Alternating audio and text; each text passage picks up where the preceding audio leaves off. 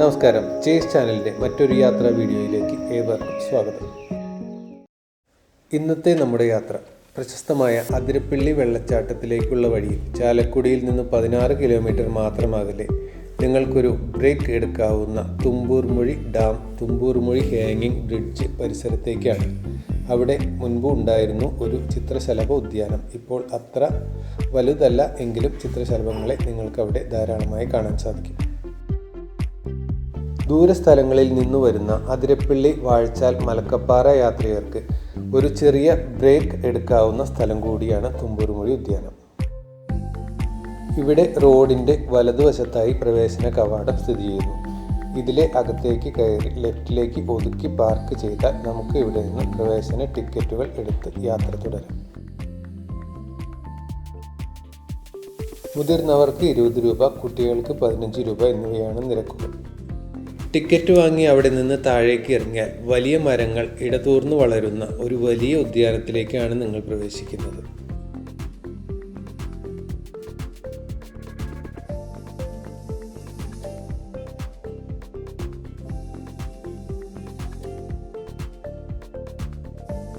അവിടെ നിന്ന് നേരെ മുൻപിലോട്ട് വന്ന് ലെഫ്റ്റിലേക്ക് കയറിയാൽ പാർക്കിംഗ് ഗ്രൗണ്ടിലേക്ക് എത്തി. അവിടെ പാർക്ക് ചെയ്ത് നിങ്ങൾക്ക് നിങ്ങളുടെ നടപ്പ് തുടങ്ങും. ഇനി നടന്നു വേണം ഉദ്യാനത്തിലെ കാഴ്ചകൾ കാണുവാൻ. ഇവിടെ ആദ്യം നിങ്ങളെ സ്വാഗതം ചെയ്യുന്നത് ഒരു വലിയ മണ്ഡപമാണ്. ഒരു ദീർഘദൂര യാത്ര കഴിഞ്ഞു വരുന്നവർക്ക് ഇവിടെ ഒരല്പസമയം ഇരുന്ന് വിശ്രമിച്ചിട്ടാവാം തുടർന്ന് കാഴ്ചകൾ കാണുന്നത്.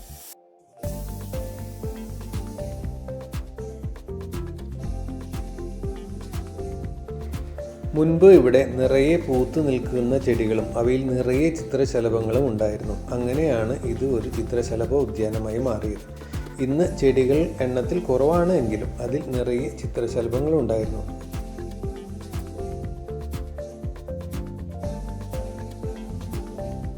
ഉദ്യാനത്തിലേക്ക് നമ്മളെ സ്വാഗതം ചെയ്യുന്നത് ഈ വലിയ ചിമ്പാൻസി രൂപമാണ്.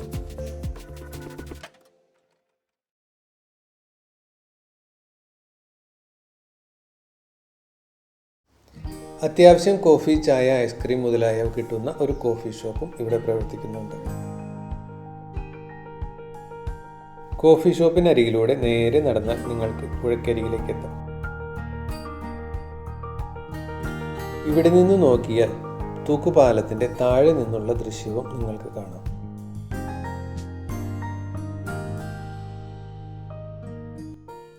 വാഴച്ചാൽ അതിരപ്പള്ളി കൂടി ഒഴുകി വരുന്ന ചാലക്കുടി പുഴയെ തടഞ്ഞു നിർത്തി ഇടതുകര വലതുകര കനാലുകളിലൂടെ ഒരു വലിയ ഭൂവിഭാഗത്തിന് ജലസേചന സൗകര്യം ഒരുക്കുകയാണ് തുമ്പൂർമൊഴി ഡാം വഴി വിഭാവനം ചെയ്യുന്നത്. ജലസേചനത്തിനായുള്ള ഈ കനാലുകൾ നിലവിൽ അടച്ചിട്ടിരിക്കുന്നതിനാലാണ് ഇപ്പോൾ ഈ മനോഹരമായ ജലധാര ഇവിടെ ദൃശ്യമാവുന്നത്.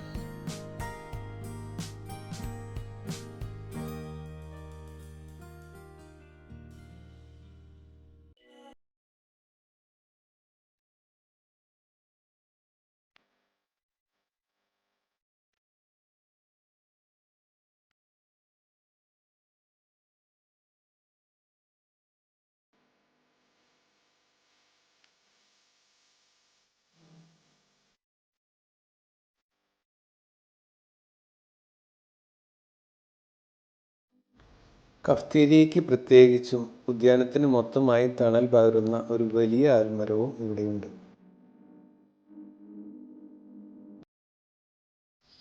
വലിയ വലിയ മരങ്ങൾ തണൽ വിരിക്കുന്ന ഈ ഉദ്യാനത്തിൽ കുട്ടികൾക്ക് ആവശ്യമായ അത്യാവശ്യം കളിപ്പാട്ടങ്ങളൊക്കെയുണ്ട്.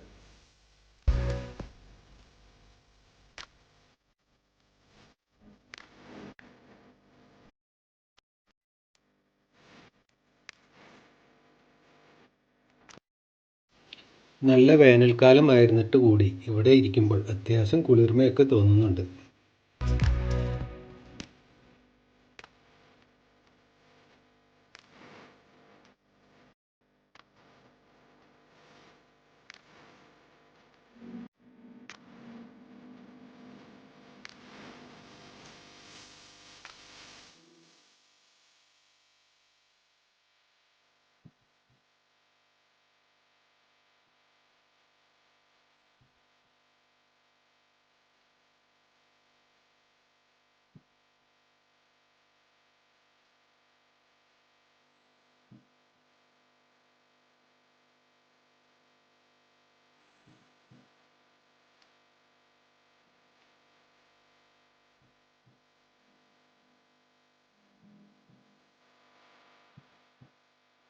ഉദ്യാനത്തിൻ്റെ പടിഞ്ഞാറ് വശത്തായി ഇങ്ങനെയൊരു വാച്ച് ടവർ കൂടിയുണ്ട്. ഇതിൻ്റെ മുകളിൽ കയറി നിന്നാൽ പുഴയോരം കുറച്ചുകൂടി വൃത്തിയായി കാണാം.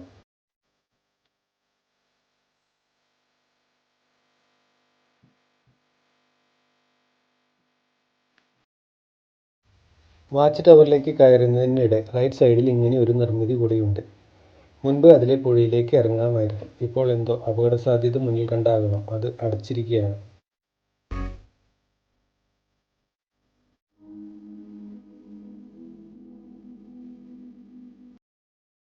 വാച്ച് ടവറിന് മുകളിൽ കയറിയാൽ ഇതാണ് കാഴ്ച.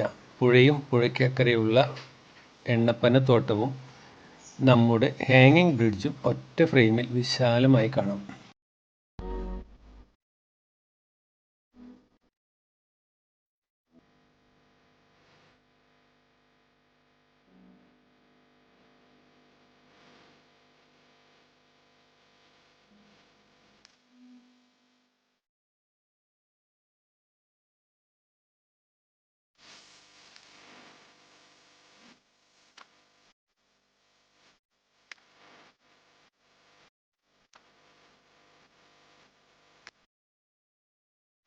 ഇതിലൂടെ ഊർന്ന് ഇറങ്ങണം എന്നില്ല, നടന്നും ഇറങ്ങാം എന്ന് എനിക്ക് ഇന്നാണ് മനസ്സിലായത്. ഇടുങ്ങിയ വഴികളും അതിനുള്ളിലെ ചെറിയ വാതിലുകളും ഒക്കെയായി അതിനുള്ളിലൂടെ നടക്കാവുന്ന ഒരു രാക്ഷസ കോട്ടയായാണ് ഇത് ചിത്രീകരിച്ചിരിക്കുന്നത്.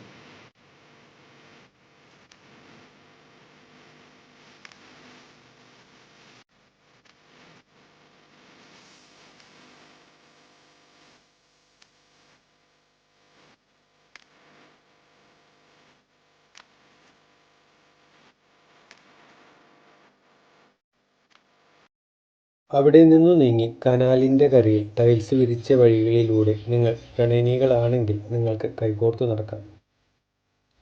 ഈ വഴിയിലൂടെ കുറച്ചുകൂടി മുൻപോട്ട് നടന്നാൽ ഇരുമ്പുകൊണ്ട് നിർമ്മിച്ചിട്ടുള്ള ഒരു വലിയ മേൽപ്പാലവും അതിലൂടെ വേണമെങ്കിൽ പുറത്തേക്കുള്ള വഴിയും നിങ്ങൾക്ക് കാണാം.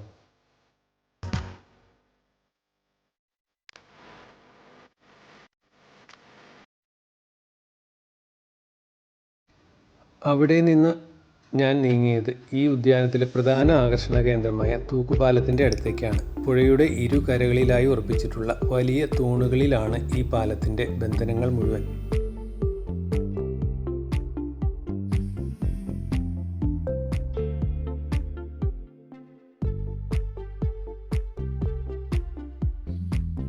തൂക്കുപാലത്തിൻ്റെ അടുത്തും ഇതുപോലെ കുട്ടികൾക്കും മുതിർന്നവർക്കും ഒരുപോലെ ആസ്വദിക്കാവുന്ന കളിപ്പാട്ടങ്ങളുണ്ട്.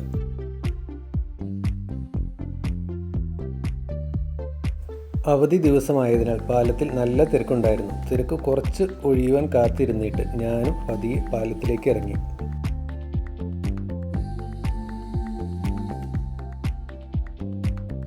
തൂക്കുപാലത്തിന് മുകളിൽ നിന്നും നോക്കിയാൽ ഇതാണ് പുഴയുടെ കാഴ്ച. വളരെ മനോഹരമാണ്. മഴക്കാലത്ത് കുറച്ചുകൂടി ഭംഗിയുണ്ടാകും. ഈ പാലം കടന്ന് അക്കരെ എത്തിയാൽ അതാണ് ഏഴാറ്റുമുഖം. മൂക്കന്നൂര് മുരുങ്ങൂര് കൂടി വരുന്ന വാഹനങ്ങൾക്ക് അവിടെ നിർത്തി ഈ ദൃശ്യങ്ങൾ കാണാം.